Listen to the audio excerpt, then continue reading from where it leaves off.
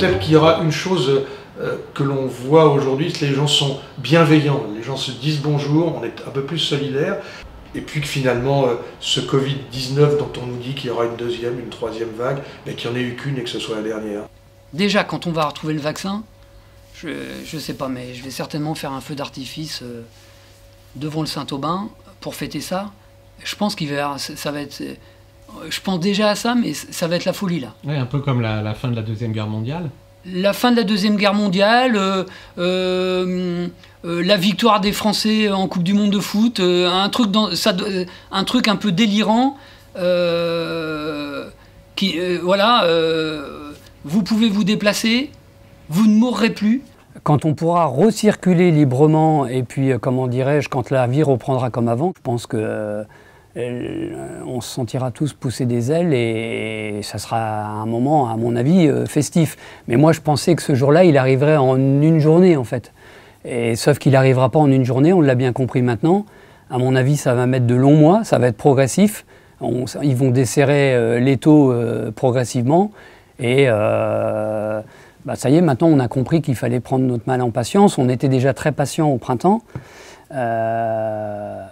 Moi, je pensais en moi au printemps. Là, maintenant, je pense qu'il faut qu'on parle en année, puisque là, effectivement, on est aujourd'hui mi-février. Il faut savoir quand même qu'en ce qui nous concerne, on a été fermé 6 mois lors des 12 derniers mois. On aura fermé combien 8 mois sur 12, quoi. Donc ça évoque quand même des perspectives inquiétantes, particulièrement dans nos métiers. Ce qui va être très compliqué, c'est de remettre la machine en route. En ce qui nous concerne, je parle que pour moi, on a fait des travaux, on est toujours présent, on a laissé le chauffage, on a fait tourner les machines, mais tu vois, tu es arrivé ce matin, pof, il y a une machine qui tombe en panne. Pourquoi? Parce que, bon, au fond, quand ça n'a pas tourné depuis 7-8 mois, tout le matériel commence à souffrir bien plus qu'en tournant. C'est un monde qui s'est arrêté, quoi. Enfin, c'est assez étonnant, j'aurais pas du tout imaginé qu'un jour, les commerces qu'on a créés s'arrêteraient comme ça, d'un seul coup, sans avoir aucune information pour le lendemain, quoi. Nous, on avait choisi l'option au Saint-Aubin, quand on est arrivé avec ma femme, de poursuivre ce qu'avait fait M. et Mme Taboga, à savoir de laisser l'établissement ouvert toute l'année, alors que ça avait un coût. Puisque, comment dirais-je, vous aurez remarqué qu'il y a pas mal d'établissements qui sont fermés, comment dirais-je, souvent entre novembre et mars. Mais c'était également pour poursuivre la vie, pour laisser de la vie, et puis également tout axé sur une équipe, comment dirais-je, de personnel qu'on avait embauché volontairement en CDI. C'est-à-dire que nous, on a très peu de personnel saisonnier, on préfère que notre personnel fasse de la récupération horaire l'hiver, travaille un petit peu plus l'été. C'était la compensation, quoi. Forcément, ce modèle économique-là, avec tout ce qui s'est passé, tout a explosé. Tu te rends compte une chose, alors le confinement a eu des bons effets aussi, il ne faut pas rêver, il n'y a pas que des mauvais trucs, encore une fois, les pouvoirs publics ils font ce qu'ils peuvent. En attendant, ça nous a permis de nous arrêter, de regarder les choses une par une, et avec les enfants, mes 2 filles, principalement avec lesquelles je travaille, on s'est aperçu que qu'est-ce qui coûtait cher une boîte? On a posé les trucs. Et au fond, ce qui coûte cher une boîte, c'est quand elle tourne avec du personnel. Oui, ça c'est indispensable de toute façon. Mais avec le peu de volume que l'on fait l'hiver, est-ce que c'est intéressant? Oui, c'est intéressant pour Saint-Aubin-sur-Mer et pour les communes d'avoir un village qui vit. Mais nous, l'hiver, souvent, on dépensait ce qu'on gagnait l'été. Demain, en ayant été confinés, ce qu'on n'aurait jamais imaginé pendant 8 mois, on s'est posé encore une fois, on a posé les valises, on a posé les chiffres. On se dit que là, il faudra peut-être travailler que quelques mois. Le vrai problème aujourd'hui, c'est qu'on est sous perfusion de l'État, ce qui paraît complètement fou. Le personnel est payé par l'État, il est toujours à notre charge, on paye les congés payés des gens, et on est indemnisé pour être fermé. Demain, on réouvre. Si on a une jauge à 50%, on va vraiment perdre de l'argent, sauf qu'a priori, on n'aura plus beaucoup de trésorerie et plus d'aide. Les aides, comment dirais-je, les aides promises par l'État et les médias d'ailleurs, du printemps dernier ne sont jamais arrivées à destination. Quand je dis jamais, c'est jamais. Et quand on parle en euros, c'est 0 €. Donc sur les 3 mois de fermeture, on a fait, tout le monde le sait, une très belle saison. Parce que dès qu'il y a eu la reprise, tout le monde est revenu. C'est pour ça qu'on est assez confiant pour la saison 2021. sauf variant dramatique. Et l'État s'est réveillé, enfin, comment dirais-je, à l'automne et cet hiver, en nous donnant, en nous aidant presque à la hauteur de nos charges de fonctionnement. Donc ça veut dire que maintenant, qu'on soit fermé ou ouvert, on ne perd plus d'argent. Je dirais même mieux, on en gagne très légèrement, puisqu'on a réouvert, nous on a pris l'option à nouveau pour que le personnel reprenne le travail et pour refaire vivre un peu le Saint-Aubin, hein, parce que la poussière, les chauffages fermés, enfin tout ça, c'est pas satisfaisant pour un établissement comme le nôtre. De réouvrir pendant 15 jours pendant les fêtes de fin d'année, et compte tenu de la réussite que ça a été, à savoir 50% de présence client, puisqu'on sert les repas et les petits déjeuners directement dans les chambres, comme la loi l'autorise, eh ben on a réédité, comment dirais-je, pour ces vacances-là, en espérant d'ailleurs qu'on ne refermera pas, hein, puisqu'après on va taper mars, donc les beaux jours vont commencer à revenir tout doucement. Et on a réouvert donc officiellement pour le samedi de la Saint-Valentin, le samedi 13. Et au moment où je vous parle, on est déjà à la moitié des vacances des Parisiens, comme on les appelle. C'est très satisfaisant, on est sur les mêmes bases de travail qu'en décembre, à savoir un hôtel occupé à 50%, et donc une perte de chiffre d'affaires limitée. Tout le monde s'est épuisé financièrement. Et on n'a plus le confort qu'on avait avant tous les confinements. Ce qui fait qu'on n'aura plus non plus la possibilité d'ouvrir comme ça et de se dire, bon, on alimente, c'est pas grave, on a fait 2 couverts, 20 couverts aujourd'hui, c'est pas un problème. Non, non, on sera obligé de cibler les boîtes différemment. On sera obligé d'ouvrir à des périodes où il y a du monde. Et ces fameux Parisiens dont tout le monde critique l'avenue sur les plages et autres, mais ils ne seraient pas là, ces gens-là. On fait comment ? Ils sont quand même... C'est fou de voir ça, on les systématise aussi, ces gens-là. C'est comme les vieux, quoi. Les Parisiens, c'est eux qui t'amènent la maladie. Mais non, c'est faux. Pas eux. Ils ont besoin d'air, puis ils ont bien raison de se tirer. De venir prendre l'air, justement. Mais ces gens-là, s'ils ne sont pas là, on ne travaille pas, nous. Hein. Faut pas rêver. Hein. Pas beaucoup, en tous les cas. Je crois que c'est des débats qui sont stériles, parce qu'au fond, encore une fois, on met des étiquettes aux gens. Il faudrait peut-être qu'on avance un peu vers d'autres choses. On fait quoi demain ? On ouvre quand demain? Comment va ouvrir, vivre avec ce virus qui existe? On ne peut pas le nier. On peut dire, ah ben non, ça existe. Non, ça existe vraiment. Donc il va falloir vivre avec. Et on devrait plutôt se dire, comment va-t-on faire? Créer peut-être, comme on l'a fait, je pense qu'on a raison, des cloisons. Des cloisons dans le restaurant pour pouvoir peut-être mettre des gens 2 par 2, 4 par 4. C'est ça, c'est ça le vrai monde de demain. Parce que si demain on doit ouvrir le 15 avril et qu'on n'a aucune notion de la façon dont il faut ouvrir, bah on s'en fout des gens de Paris ou de New York, de ce que tu veux, ou de toute province finalement. C'est pas les Parisiens, c'est les gens qui viennent en vacances.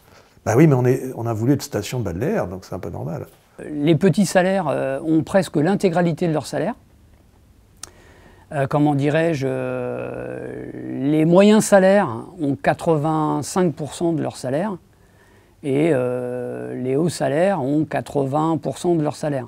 Donc il y a quand même une perte de salaire extrêmement limitée et en plus les charges, comment dirais-je, de déplacement par exemple, qui n'existent plus. Donc côté personnel, c'est très satisfaisant. Bien évidemment, ils rongent leurs freins. Parce que rester à la maison à rien faire, même si on est payé, enfin si on est payé, on sauve les meubles. On peut continuer à rembourser le crédit de sa maison, payer son loyer, et puis ne pas faire de découvertes bancaires et des choses comme ça. Bon, néanmoins, comment dirais-je, on n'est pas fait pour se lever à 10h tous les matins et se coucher à 2h après le 3e film de la soirée. Donc 6 mois d'arrêt de travail, 6 mois d'arrêt de travail, sans maladie, sur 12 mois. Donc ils ont tous quasiment pris un peu de kilos, un peu de poids, et ils sont très contents de reprendre le travail. Donc on aura peut-être des problèmes de recrutement aussi dans nos métiers. Et nous les premiers, enfin moi ce qui me concerne, j'ai plus du tout envie de bosser jusqu'à minuit, 1h du matin, c'est terminé. Donc on fermera plus. On fera peut-être des établissements saisonniers. Ça va changer beaucoup de choses, je crois, et beaucoup le mental des gens. Je suis très content de revoir le retour de notre équipe, et justement, pour ne pas les renvoyer à nouveau au chômage, on va tenter le coup, on va, après les vacances scolaires, continuer à rester ouvert pour accueillir une clientèle qu'on connaît très bien, c'est-à-dire les professionnels, soir et étape. Il faut savoir qu'en ce moment, tous les soirs, on a 5 soirs et étapes professionnelles. Ça n'a rien à voir avec des gens en vacances. C'est des gens qui travaillent, qui ont besoin d'un point de chute le soir, il faut bien qu'ils mangent après leur journée de travail, et il leur faut un petit déjeuner consistant avant de partir, puisqu'ils savent que le midi, ils ne mangeront pas non plus à nouveau. On dîne à 19 h, servi en chambre, avec un service de restauration inchangé, c'est-à-dire la carte, c'est la même cuisine. Bon, il n'y a pas le fun, effectivement, l'excitation de la salle, les voisins à regarder. Pas M. Bonin qui vient nous parler, si, avec son sourire. Si, parce que M. Bonin, il participe, parce qu'il faut monter les marches quand même. Donc mes serveuses, elles sont costauds, mais il faut les aider. Je ne peux pas les laisser toutes seules s'occuper de ça. Donc non, on fait, là en semaine, 20 couverts tous les soirs. Donc les chambres du 2e étage, j'essaie de les privilégier, enfin de me mettre dessus. Et puis, non, ça se passe bien. Les gens sont interloqués et en redemandent. Comme en plus le soir, comment dirais-je, ça y est, maintenant il fait jour à 19 h. Donc ils sont là, dans leur chambre, ils regardent les infos en plus à 20 h là, et puis voilà quoi. C'est quand même mieux qu'être à Rungis Ou d'être sur un petit plateau sur ses genoux.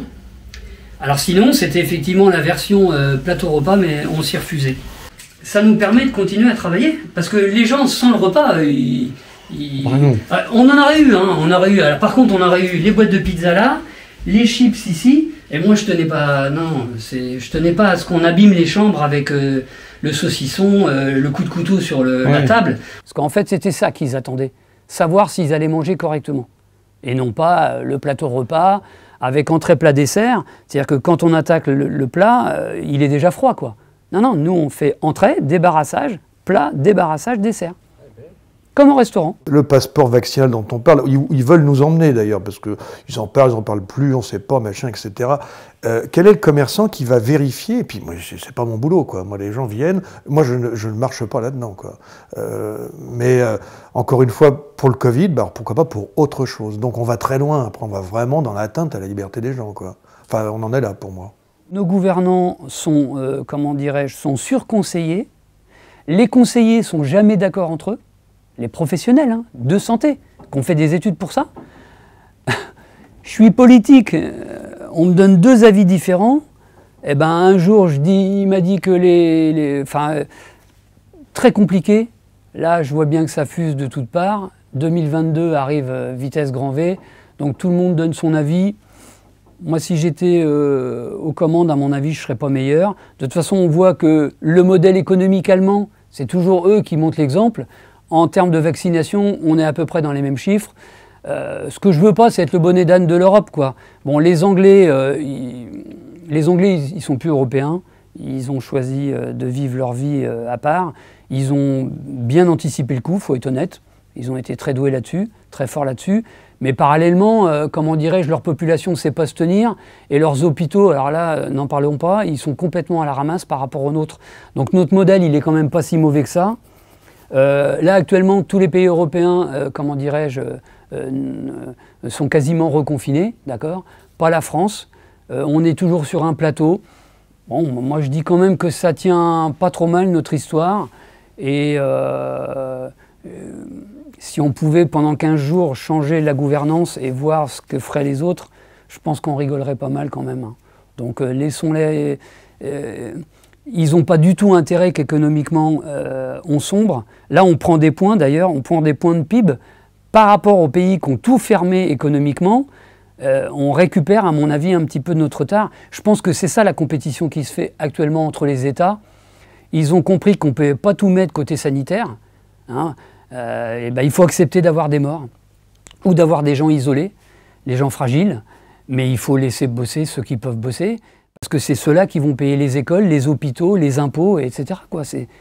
Moi, ça y est, je sais déjà que je ne vais pas payer d'impôt société cette année, moi. Donc mon impôt société l'année dernière, il a bien servi à quelque chose. Bon, cette année, je suis déjà à l'abri de l'impôt société. Mais je ne pense pas que ça soit satisfaisant, pour les finances publiques. Il est temps que ça s'arrête, en fait. Il est temps qu'il y ait des mesures claires qui soient prises et pas tous des conseils de guerre. Enfin, quand on entend des termes, Bertrand, moi, ce qui me fout complètement hors de moi, c'est le couvre-feu, la guerre, le conseil de guerre. Est-ce qu'on n'aurait pas des termes un tout petit peu plus moderne pour exprimer aux gens des gens. Enfin, on est tous adultes, on peut comprendre des choses. Est-ce que c'est normal de parler de guerre, de couvre-feu, de se remettre dans des idées qui étaient quand même bien sombres des années 40? On n'est quand même pas dans la même configuration. Là, on est devant les télés, bien au chaud, à regarder des films. C'est pas du tout la même bataille. Donc on pourrait peut-être aussi élever un tout petit peu le débat et parler aux gens normalement, aux Français normalement, en disant qu'effectivement, on pourrait plus comprendre un passeport vaccinal si on disait aux gens, je pense, hein, bah écoutez, pour permettre aux gens de vivre normalement, il va falloir faire attention et préserver ceux qui sont un peu plus fragiles. Ce serait peut-être un discours un peu plus cohérent. La tranche 20-25 ans, ouais, la tranche 20-25 ans, c'est dur. C'est dur, mais faut tout remettre à sa place, hein. Il y a eu la tranche 20-25 ans entre 40 et 45. Hein, il y a eu la tranche 20-25 ans de mon père quand il est parti en Algérie. C'était pas fun non plus. Les jeunes, ils aiment le confort, ils aiment la dépense. Tu embauches un étudiant, tu l'embauches, tu fais une déclaration, tu fais un contrat de travail parce que lui, il ne va pas accepter d'être payé autrement et il a bien raison. Donc du coup, tous ces gens-là ont perdu leur job et ils ont perdu l'acquisition des droits parce qu'il faut savoir que quand même, tous ces gens qui venaient d'une façon saisonnière, ils avaient des droits. Ils sont obligés d'aller se faire nourrir à droite à gauche avec des associations. Et nous, on ne peut pas leur promettre aujourd'hui de pouvoir les embaucher parce qu'on n'a plus envie. Moi, j'ai plus envie de faire de volume. J'ai plus envie de faire tourner une boîte à 100% comme on l'a fait pendant des années, être ouvert 7-7, hein, par tous les vents, mais hors de question. Demain, on a aussi, nous, envie de vivre différemment. Et je crois que le monde est en train de changer parce que les gens ne veulent plus non plus. Est-ce qu'on va trouver du monde qui va vouloir travailler le soir maintenant? Pas sûr. Moi, 20-25 ans, si vous voulez, ma génération, c'est petit diplôme, 20-25 ans, on est au travail, hein. On n'est pas à la terrasse d'un café. Quand on voit un jeune de 19 ans, 21 ans, 22 ans, se faire une petite pizzeria à 20 h avec sa copine et ses amis, et puis un petit apéro avec une saucisson à 18 h dans les bars blindés à Caen, ils ont une belle jeunesse, hein. Moi j'ai pas eu ça, hein. Moi, mes études, c'est 18 ans et un jour, hein. Moi, à 18 ans et un jour, je suis embauché au Grand Hôtel de Cabourg, et c'est parti, roule ma poule, quoi, hein. Moi, j'ai jamais eu l'apéro. L'apéro, on le faisait à la maison, d'ailleurs. D'ailleurs, je pense même pas que les étudiants de mon époque se payaient des cafés, des pizzerias, des petites salades, etc., quoi. Les étudiants de mon époque, ils rentraient chez leurs parents et puis ils allaient voir leurs copains. En fait, ils avaient la même vie que nos lycéens d'aujourd'hui. On leur a donné ce que nous, on ne nous a pas donné, mais avec plaisir. Avec plaisir. Donc, il faut quand même qu'ils se rendent compte de tout ça. Espérons que leur tranche 25-30 ans sera plus sympa. Mais je ne sais pas quoi leur dire, moi. Parce que j'ai pas eu ce tracé-là, donc... Est-ce que ça valait le coup d'arrêter tout comme ça, la culture, de créer des malaises, enfin oui, les restaurants, les bars, les discothèques, les festivals, pour créer un malaise qui va être énorme, qui est énorme au niveau mental pour les jeunes. Énorme. Ils sont complètement perdus, complètement paumés. On n'a plus de conflits armés depuis la Seconde Guerre mondiale et je pense qu'on est à l'abri pour de longues années, il me semble. Mais maintenant, on va avoir des conflits comme ça, je pense de façon régulière. Il y a un nouveau mode de vie qui est en train de se mettre en place. Donc il va falloir l'accepter pour bien vivre, en fait. Parce que être masqué, c'est pas très marrant, quoi. Est-ce qu'il n'aurait pas été mieux de nous expliquer que le monde dans lequel on nous avait fait vivre avait été mal géré, peut-être pas très bien en tous les cas, et qu'il fallait peut-être recentrer les choses, pour évidemment donner, comme tu dis, des valeurs. Ouais, ça c'est sûr. C'est un débat qui aurait été bien plus intéressant que le Covid-19. Juste derrière les 30 Glorieuses, comment dirais-je, on peut quasiment se payer pendant 20 ans tout ce qu'on veut, le voyage à l'international, les Ryanair à 50 balles, tout ça c'est nous qui avons inventé ça. C'est eux qui avaient commencé à en profiter. Oui, là pour le coup, là je peux rien dire. J'en ai profité des Ryanair à 50 balles, hein, et des pays, comment dirais-je, en voie de développement qui nous accueillent pour 500 € la semaine. Donc là, oui, on ne peut plus acheter 1 € un produit qui a fait 10 000 km de bateau. C'est pas possible. Le dernier point, c'est que tous ces gens qui sont heureux aujourd'hui au chômage partiel, il faut quand même qu'ils notent un truc dont personne ne parle, ni CNews, ni BFM, ni TF1, mais je vais quand même te le dire. C'est qu'ils valident leur retraite à 0. C'est important, ça, de valider à 0. Alors ça veut dire quoi la retraite à zéro? Ça veut dire que quand ils touchent 1 800 € net par mois, normalement, on paie nous, nous, employeurs, ce qui est normal, on reverse aux caisses de retraite. Aujourd'hui, depuis 1 an, on ne reverse plus aux caisses de retraite. C'est zéro, ça veut dire qu'ils vont bien valider des trimestres à zéro. Désolé pour ceux qui nous écoutent, mais c'est à peu près ça. C'est-à-dire que leur retraite ne sera pas la même. On va dire, ça ne joue pas tellement sur la durée. Faux. Pour ceux qui sont en fin de carrière, à mon avis, ça jouera pas mal, et même beaucoup. Les gens qui se polarisent sur le Covid, les masques, les mauvais, les vieux, les ceci, il ferait bien de réfléchir à ça, et il ferait bien de dire, oh, on lève le doigt, là, il y a un truc, il y a quelque chose qui ne va pas. Je pense que le pire est derrière nous. Enfin, j'espère, hein. Je me trompe peut-être, hein. Mais je pense que le pire est derrière nous. Par contre, effectivement, le fameux feu d'artifice que j'avais prévu quand tout est terminé, je l'avais même comparé à la finale de la Coupe du Monde. Le dernier match, il est fait, on peut faire un feu d'artifice, on ne reviendra pas sur le score. Mais là, le problème, c'est que ça ne va pas s'arrêter net en une journée. Donc le feu d'artifice, il est déjà en stock, sachez-le. J'en ai acheté 2. Mais là, pour le coup... Il y a des arrêts de jeu, donc. Oui, il y a une prolongation avec un score inchangé, d'ailleurs.